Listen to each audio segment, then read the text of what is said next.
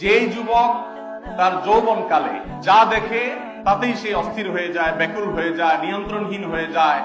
আত্মনিয়ন্ত্রণ রাখতে পারে না, যেখানে সেখানে কাত হয়ে পড়ে, চিত হয়ে পড়ে, যেখানে সেখানে সে সারেন্ডার করে বসে এবং নিজেকে কোনোভাবে কন্ট্রোল করতে পারে না, আমি বলি এই যুবকদের দৃষ্টান্ত হলো ডায়রিয়া রোগের মতো।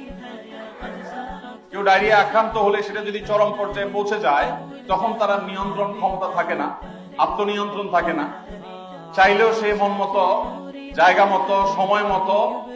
তার কাজ সে সারতে পারে না। তো এই রোগের রোগীর মতো হলো ওই তরুণের অবস্থা, যে তরুণ যেখানে যা দেখে, মোবাইলে দেখেছে, কম্পিউটারে দেখেছে, বাইরে দেখেছে, ফেল ফেল করে চেয়ে রয়েছে, ওইদিকে পিছনে দৌড়ানো শুরু করে দিয়েছে, তার পড়ালেখা শেষ করে দিয়েছে, কেরিয়ার ছেড়ে দিয়েছে, বাপ মা ছেড়ে দিয়েছে, সমাজ ছেড়ে দিয়েছে, দিন ধর্ম ছেড়ে দিয়েছে, সে পাগল পড়া হয়ে ঘুরছে। তো আবার আরেকটা দেখেছে, তো সেদিকে ছুটছে। যে যুবক এভাবে যা দেখে সেদিকেই ছুটে, যেখানে যায় সেখানে কাত হয়ে পড়ে, সব জায়গায় নিয়ন্ত্রণহীন হয়ে যায়, সেই যুবকের দৃষ্টান্ত হলো